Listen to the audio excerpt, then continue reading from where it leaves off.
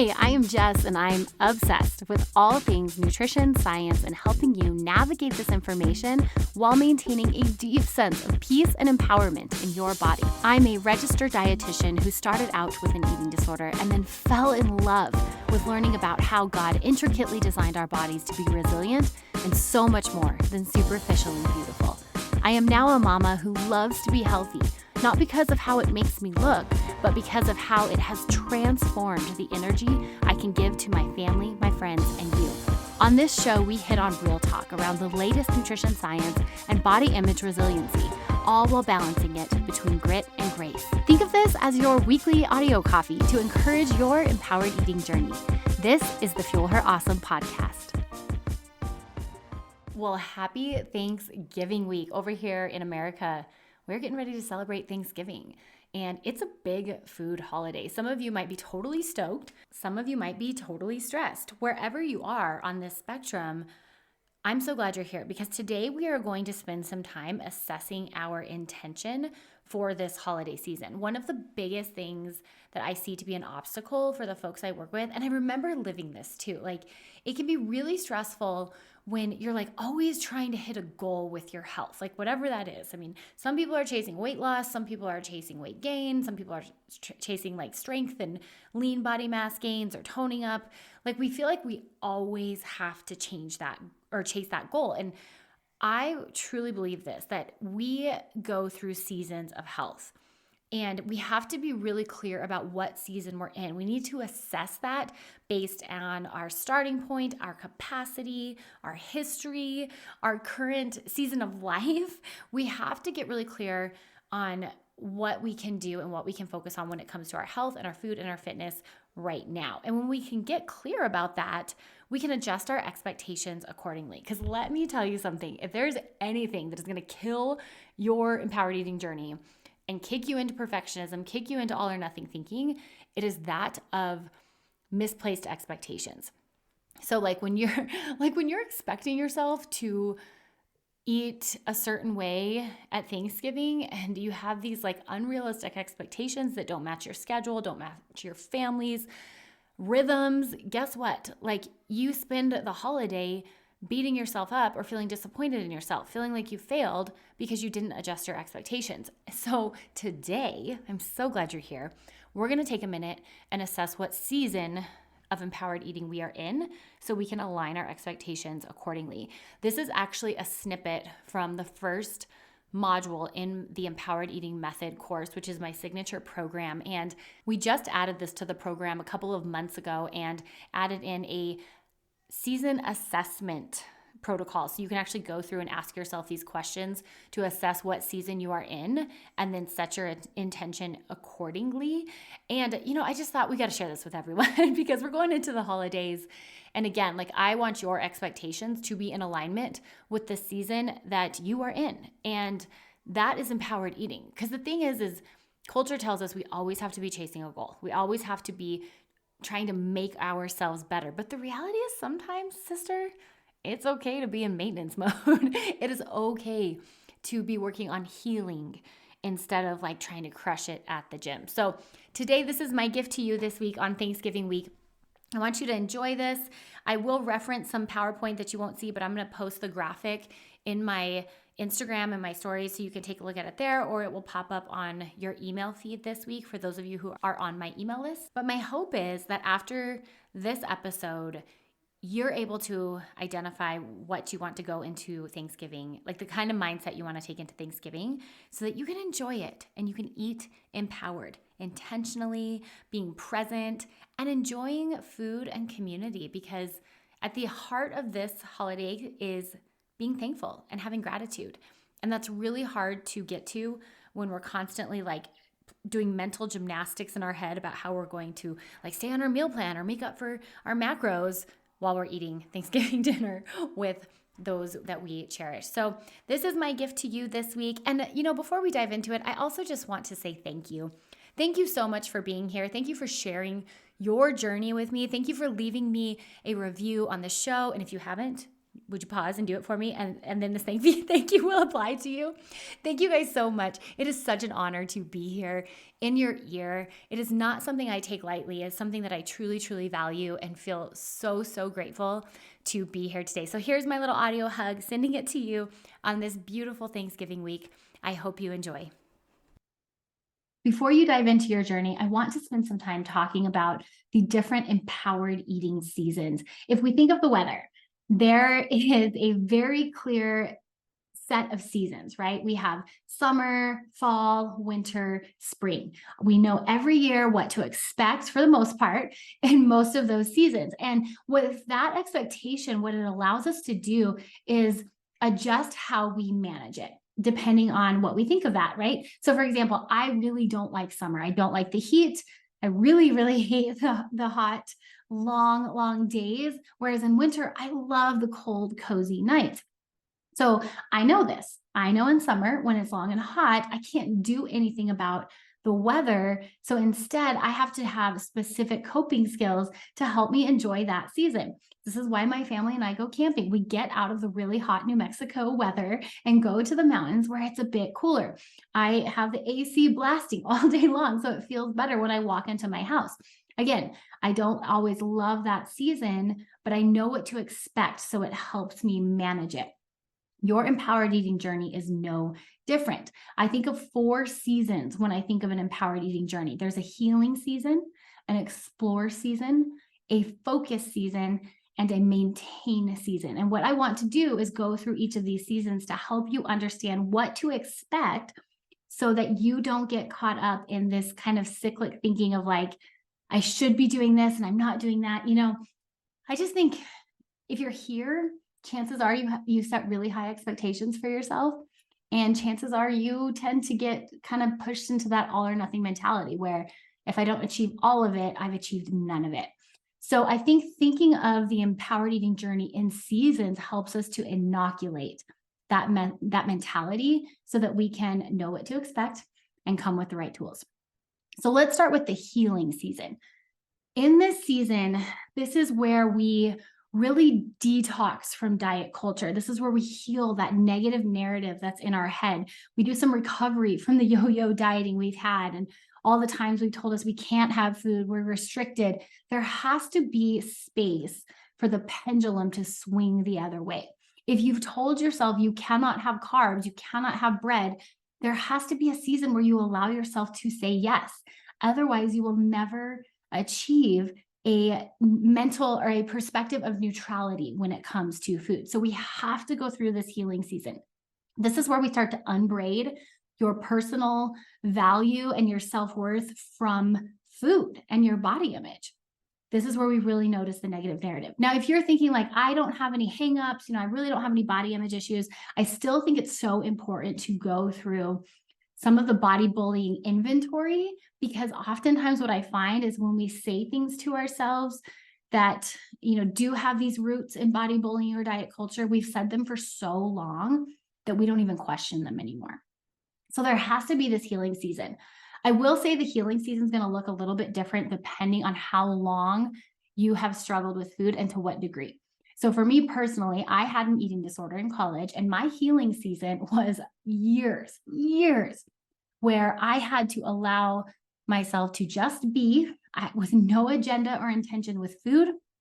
And I had to step off the scale. I had to be careful with how I exercise because I had to heal. I had to let those wounds heal. And because I had struggled with food for so long, it took me a bit longer. And so if this is you, that is okay.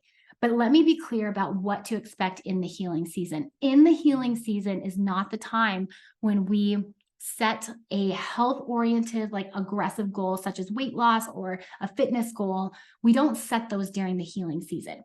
If you are, again, you're here, you're probably a goal getter. So that's probably going to bug you a little bit. Like I would be annoyed if I heard that. But let me tell you this, just because you don't chase that goal now does not mean you will never chase it. What you're doing is you're prioritizing what you need now so that when you decide to pick up that goal, you can do it from a healthy and empowered place. So a lot of times in this healing season, this is where we detach from the scale and weight loss. We really reject the lose weight at all cost mentality. We have to get away from that so that we can create a neutral mentality around food and body. This is where we drop the food rules and let your body tell you when you're hungry or full. You'll see that in the very first step here. And we eat what you want. When you have been through a season of telling yourself you can't eat this, can't eat this, can't eat this, we have to create space for the pendulum to swing the other way. But here's the thing. I want you to know this season doesn't last forever, and we will shift to another season. Just like summer doesn't last forever, it will shift. But you know what? Some of those hot summer days, I'm like thinking it will never end. It's painful. I hate it, but it always does. So if you find yourself in the healing season, and you're feeling like a failure because you're not chasing those goals, I just want to be that voice in your head that says it's okay. You will go after those goals in time if that is what you're supposed to do. This is where we have to trust the process. The second season is the explore season. This is when we've really done the body bullying work. We've started to detox some of the lies. We have recalibrated our hunger cues by eating on a rhythm, which you'll see is mapped out for you in step 1 of this program. Now we're ready to explore 2 things. 1, health as defined on our own terms based on our values, and 2, biofeedback.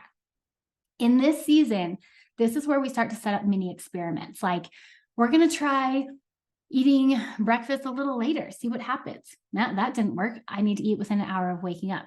Or we're going to try having, a dessert after dinner. How does it impact my sleep? Do I notice anything? We're going to try having coffee with milk, without milk, with sugar, without sugar. We play with it and we start to explore how our body responds. And we're able to receive the data from these mini experiments because we did the healing work up front. This is where we tune into biofeedback big. We learn to listen and learn, not just listen to our body, but actually learn from our body so that we can make steps going forward. Once we explore with biofeedback, now we can shift into a focus season. Now, a focus season, in order to go into a focus season, we have to be able to enter that with a complete space of neutrality when it comes to food and body image. So in other words, we've done the healing, we've done the exploring, we've started to build some body trust. We trust our body's going to tell us things if we don't get it perfectly, but we are ready to maybe enter into a little bit more of a nutrition science-based fuel plan to work towards a goal. This is where we bring in that goal setting, girlfriend. This is where we start to be more intentional with a specific outcome in mind. We bring in all the work we've done, and now we pull in the nutrition science piece. So when we're in this season, this is where we can set more specific goals. Like if you do have a fitness goal or a weight change goal, or maybe you're wanting to change some of the biometrics on your lab work, this is where we can get really focused. My only advice to you in this season, just to prevent you to going back to some of the all or nothing thinking, is this. When you hit a goal or you make a nutrition change, I want you to celebrate. I want you to stop and notice, because old you didn't do that. Old you noticed when you failed, when you didn't hit your expectation. New you, empowered you, has to celebrate every step of the way. This is how we're going to keep focus on our forward momentum. We are going to make the journey more enjoyable. It's going to be something that we can sustain. Sister, when you're working on a big goal like empowered eating, you have to encourage yourself and celebrate your wins along the way. Otherwise, it's going to feel like a really, really long time and you're going to fall off the wagon. So my invitation for you during a focus season is let the success sink in. In fact, this would be a great time to message people in the messaging function on the left-hand side of your screen. So we have these four seasons.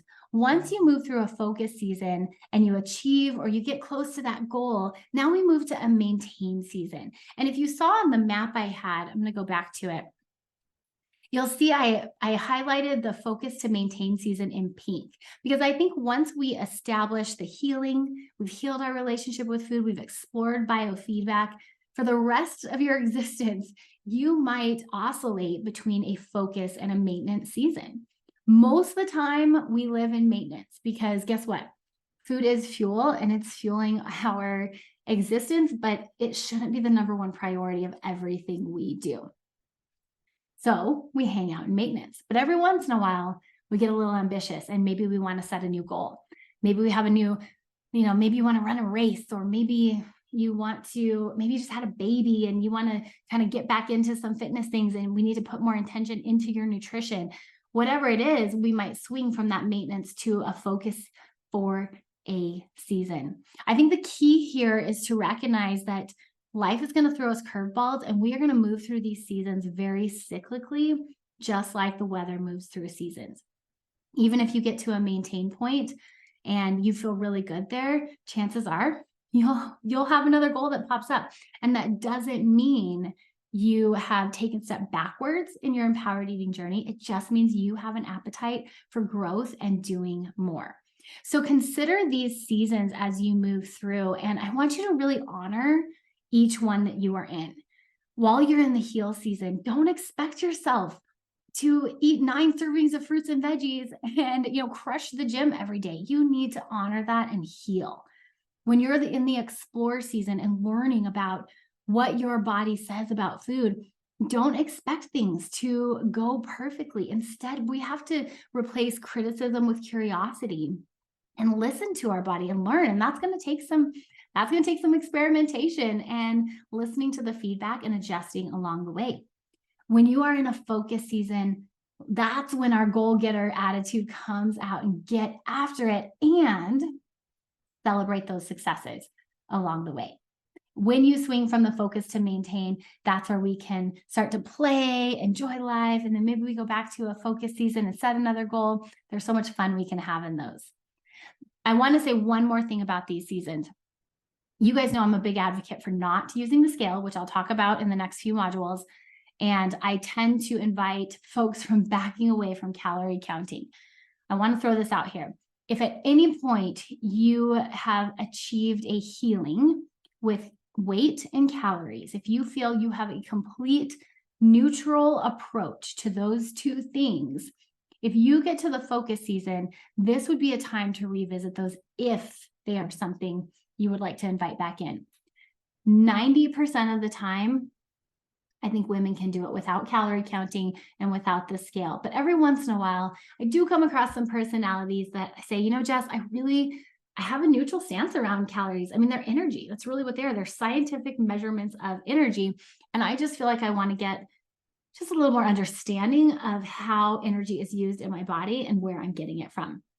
The focus season would be the time to pull that back in.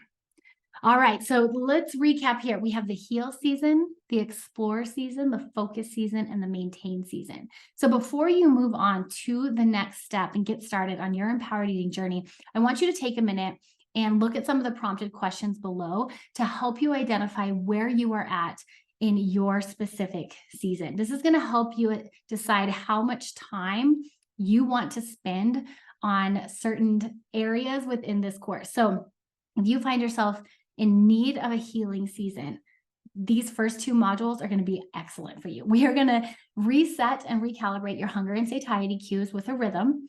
And then we're going to work through some of the body bullying and get to know your values. If you feel that work has already been done for you, you could probably move through those modules pretty quickly and start to move on to biofeedback, where we start exploring and so forth.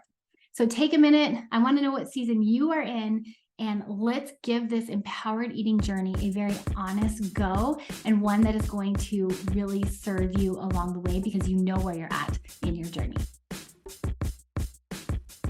Gosh, I'm so glad you joined me today. If today encouraged you, would you take a minute and encourage me by leaving a review for the show? I read every single one of these reviews, and your words, they mean so much to me. This podcast is here to support you weekly, but it only scratches the surface. To learn more on how you can become an empowered eater, snag my free workshop, How to Eat Intuitively and Hit Your Goals Without Obsessing Over Food, at jessbrownrd.com. Don't forget to join me right here next Monday, where I cannot wait to fuel your awesome. Cheers, my sweet friend, and happy eating.